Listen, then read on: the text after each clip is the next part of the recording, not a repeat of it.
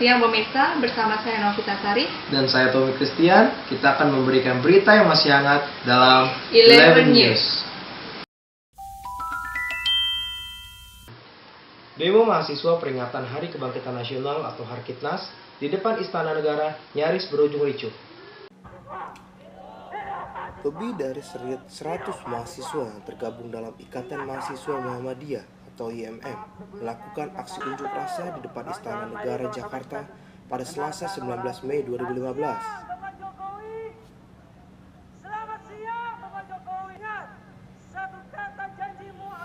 Mereka menuntut pemerintah Jokowi JK untuk mengembalikan ideologi Trisakti sebagai arah kiblat bangsa dan menstabilkan kondisi perekonomian nasional. Di Papua, di seluruh yang kita bawa adalah pemuda bangsa Indonesia. Minimal Salah satu spanduk yang dibentangkan oleh massa IMM tampak bertuliskan "Tarik Mandat Jokowi". Aliansi tarik mandat pemimpin Indonesia hari ini Jokowi 6 bulan, hampir 7 bulan kepemimpinan negara kesatuan Republik Indonesia semakin membaik. Sistem penegakan hukum di Republik ini menjadi adu-adu. Padahal sesungguhnya polisi itu adalah sahabat rakyat. Bapak-bapak sekalian, sangat ironis saat ini. Hidup mahasiswa! Hidup! Hidup mahasiswa! Hidup! Hidup mahasiswa! Hidup! Border kawan-kawan, kalau boleh mohon maaf. Border kawan-kawan, dijaga kawan-kawan border. Himawati lagi jaga kawan-kawan. Himawati di border. Dan unjuk rasa ini pun berujung saling dorongnya massa IMM dengan kepolisian setempat. Saya Tommy melaporkan dari Jakarta.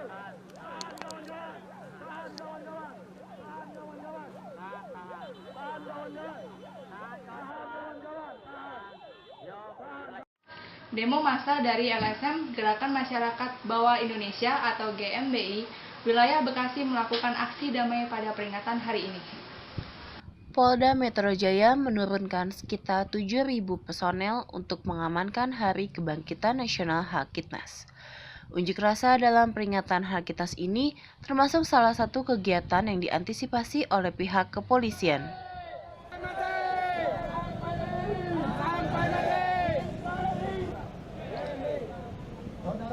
Peringatan Hari Kebangkitan Nasional ini diwarnai aksi unjuk rasa dari berbagai elemen masyarakat dan mahasiswa. Para pengunjuk rasa ini bertolak dari Bundaran Hotel Indonesia. Dalam aksi tersebut, para pengunjuk rasa mendukung kinerja Polri. Maka dengan ini, kami selaku masyarakat Selain itu, para demonstran dari GMBI wilayah Bekasi mengkritisi kebijakan pemerintahan saat ini dengan isu yang dibawa seperti reshuffle kabinet, kenaikan harga BBM, dan kebutuhan bahan pokok. Belum terpenuhinya masyarakat akan kesejahteraan yang lebih baik, dan beberapa isu lainnya terkait dengan kebijakan pemerintah. Para buruh yang bekerja pada PT Johnson berunjuk rasa di Tugu Tani. Untuk melihat liputan, kita bergabung dengan rekan saya, Selvin. Ya, Selvin, silakan. Saat ini di belakang saya sedang terjadi aksi unjuk rasa dari para buruh untuk mendapatkan hak-hak kerjanya. Hal ini terjadi karena adanya pemutusan hubungan kerja dari PT Johnson. Diperkirakan aksi unjuk rasa ini akan berlangsung dari pagi hingga sore hari. Saya Kevin melaporkan kembali ke studio. Toko yang diduga menjual beras plastik milik si Hombing yang berada di pasar tradisional Tanah Perumahan Mutiara Gading Timur, Bekasi kini ditutup dan terpasang garis polisi. Pasar Mutiara Gading Timur, Kelurahan dan Kecamatan Mustika Jaya, Kota Bekasi, sempat dihebohkan dengan tertangkapnya si Hombing penjual beras plastik. Dan saat ini kiosnya di Blok K1 tengah tutup dan dipasang garis polisi. Semenjak isu maraknya pemberitaan beras plastik di masyarakat, para pedagang beras sempat merugi karena pembeli sudah mulai was-was. Pasalnya, beras yang dijual pada umumnya sulit dibedakan mana yang asli dan mana yang plastik. Betapapun heboh tentang beras plastik itu telah menimbulkan keresahan luas. Betapa tidak, beras adalah makanan pokok masyarakat Indonesia. kebutuhan setiap rumah tangga setiap hari. Sejumlah pejabat yang geram mengancam akan mengambil tindakan keras terhadap mereka yang menyebarkan kabar burung terhadap beras plastik. Menteri Koordinator Politik Hukum dan Keamanan Tejo Edi Pudijatno menggolongkan penyebaran isu itu sebagai perbuatan makar. Menteri Pertanian Amran Sulaiman menyebut pelaku penyebaran isu itu bisa dipidanakan. Di sisi lain, untuk menenangkan pembeli, sejumlah pedagang dan pengelola pasar sampai harus membuat dan memasang spanduk khusus menegaskan bahwa beras yang mereka jual tidak mengandung unsur plastik. Dari awal, desas-desus ini memang mengundang banyak pertanyaan. Sejauh ini, kabar ditemukannya beras plastik hanya terjadi di sebuah tempat di Bekasi dan tidak meluas ke berbagai daerah lain. Para pedagang pun memberikan tips kepada pelanggan untuk dapat membedakan beras plastik dan asli. Di antaranya dengan melihat warna, pada beras plastik warna akan lebih bening dan cerah, dan dari segi tekstur agak lebih licin ketika dipegang. Sedangkan untuk beras asli, warnanya agak sedikit buram. Anita dan Ivan melaporkan dari Bekasi. Puluhan rumah semi permanen dan 5 rumah mewah di Komplek Pilar Mas, Kedoya Selatan, Jakarta Barat hangus terbakar. Puluhan rumah semi permanen dan 5 rumah mewah di Komplek Pilar Mas, Kedoya Selatan, Jakarta Barat pada Kamis 28 Mei 2015 hangus terbakar. Belum diketahui pasti penyebab kebakaran, namun diduga api berasal dari ledakan kompor salah satu rumah warga di tengah pemukiman. Warga bergegas mengamankan barang pribadi miliknya.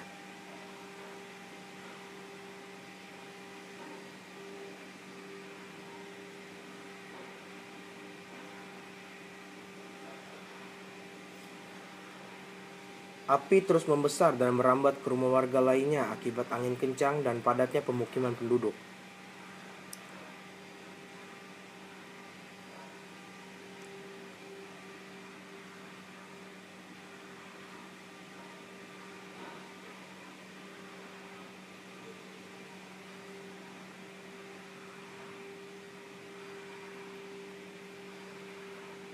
Api pun baru bisa dipadamkan 1 jam kemudian setelah 18 mobil pemadam kebakaran dikerahkan ke lokasi.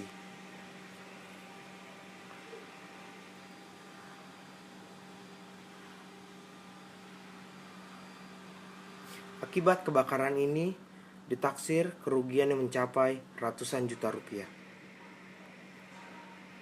Saya Tommy melaporkan dari Jakarta.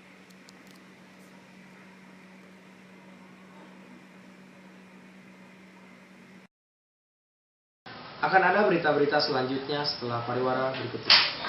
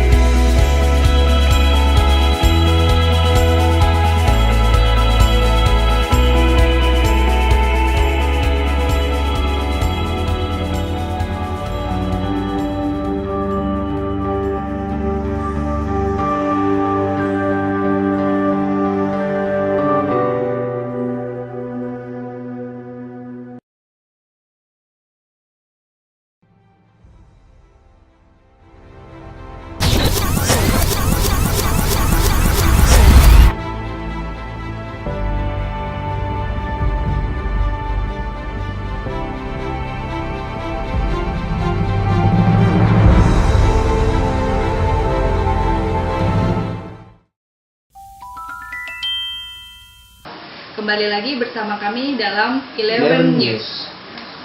Badut-badut berkostum mulai dari tokoh kartun terdapat di pinggir jalan. Mereka hadir untuk menghibur pengguna jalan dengan menggoyang-goyangkan badan.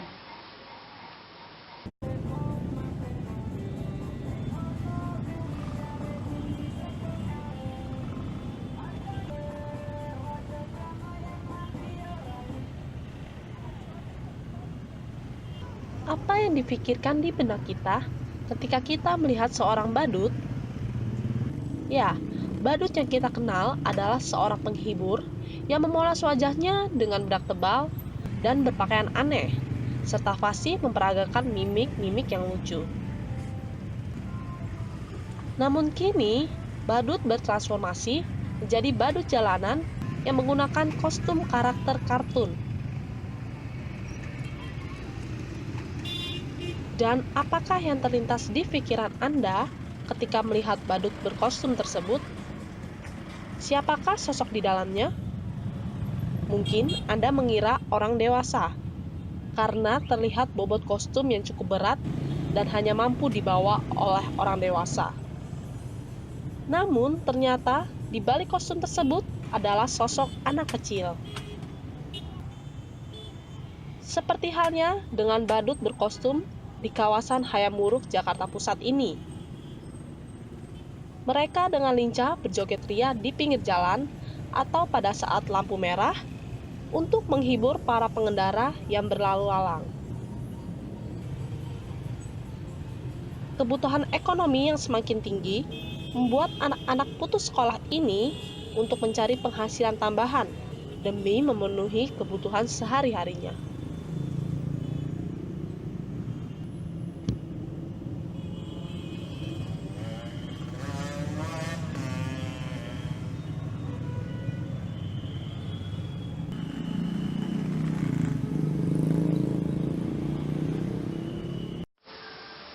Pemprov DKI Jakarta sedang melakukan pengerukan Kali Jelambar. Ya, saat ini kita sudah terhubung dengan rekan saya Riki. Ya, Riki, silakan berikan laporannya.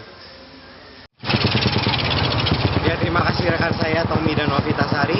Ya pemirsa, saya kabarkan langsung dari Kali Jelambar, Jakarta Barat, dan tepat di belakang saya sedang berlangsung pengerukan dan peluasan kali. Hal ini dilakukan karena Kali Jelambar merupakan salah satu kali besar yang mengalirkan air ke laut, dan Kali Jelambar merupakan daerah rawan banjir sehingga pemerintah Provinsi DKI Jakarta bersih tegas untuk menanggulangi masalah banjir di daerah ini. Sebab jika Kali Jelambar mengalami kenaikan air, maka daerah lain pun dapat terancam mengalami banjir seperti di Jelambar, Tanjung Duren, dan lainnya. Sekian laporan saya dari Kali Jelambar, kembali ke studio. Umat Buddha tengah melakukan persembahyangan penuh hikmat di Vihara Mahavihara Geraha Pusat Lodan Raya, Jakarta Pusat.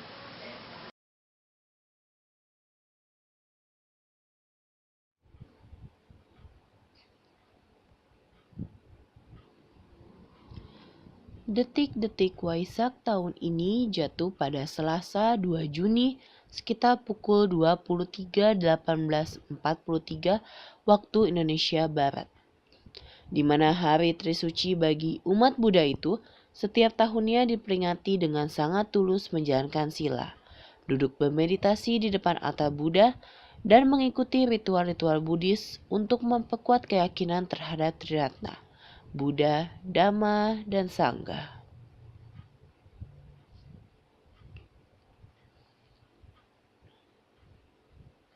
Sekitar 3.000-an umat Buddha merayakan Hari Raya Waisak 2559-2015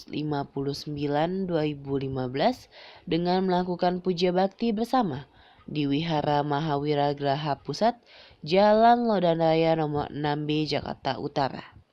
Serangkaian acara untuk memperingati Trisuci Waisak tahun ini dimulai dengan upacara penurunan Buddha relik pada pukul 9 pagi waktu Indonesia Barat, dilanjutkan dengan pindah patah, yaitu berkeliling wihara, serta pemandian Buddha Rupang, dan dilanjutkan hingga malam hari dengan upacara penyalaan pelita hingga pertobatan 88 Buddha dan meditasi detik-detik Waisak mulai pukul 9 malam.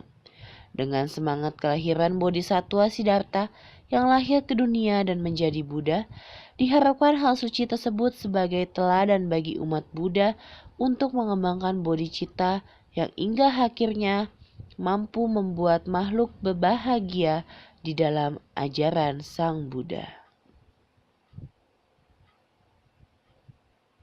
Sudah ini akan ada berita-berita olahraga dan berita tentang kuliner, tetap di 11 News.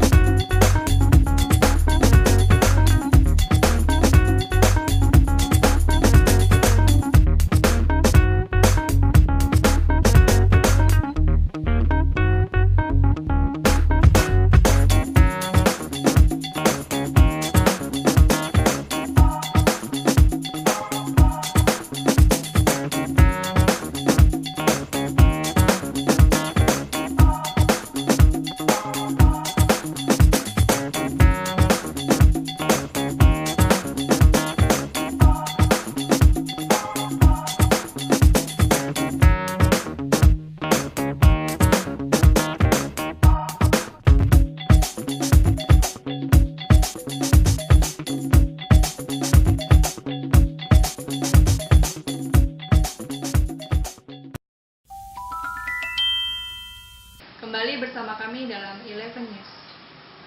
Berita-berita tentang olahraga akan disampaikan oleh rekan saya, Steven. Ya, Steven, silakan. Terima kasih rekan Tommy dan Novita. Salam sport.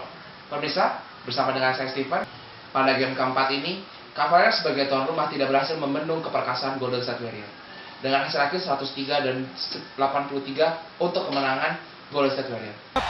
And can the Cavaliers pound the smaller Warriors on the board? Secondarily, Mike, do they double LeBron James? Well, Kerr said we lost 2 in a row. We're going to look at everything, including lineups, including defensive strategy on LeBron. And Thompson right now on James, drives hard, off balance, first shot misses, tipped up and in. All season long, no reason to get to the finals and turn it down. Barnes, as Mozgov throws it down. No look pass from LeBron James. How about the vision? Curry to Green. Green outside. Dellavedova finds Shumpert. His three-pointer. Puts it in. Novita, apa Anda suka makanan yang pedas? Oh, tentunya suka banget. Suka, pasti. Semua orang pasti suka makan pedas. Saat ini di Jakarta sudah ada warung makan yang bernama Spesial Sambal, di mana dia menyediakan berbagai macam sambal yang tentunya pasti pedas. Untuk melihat lebih lagi, berikut liputannya.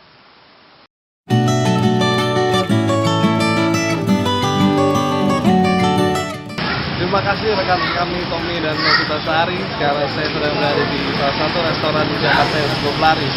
Yang ini bernama Spesial Sambal. Mau tahu lebih lanjut? Oke, ikut saya ya.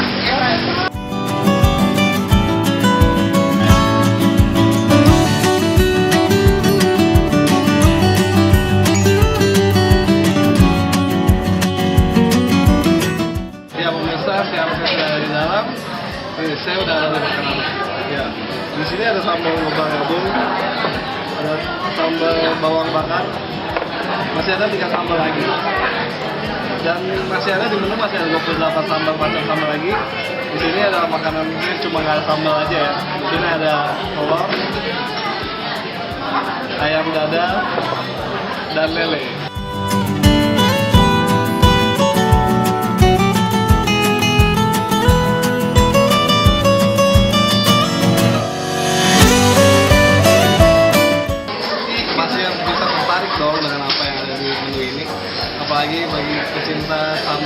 Indonesia. Langsung aja bisa datang ke restoran spesial sambal di Tanjung Duren. Dadah. It's just the nearness of you. It isn't your sweet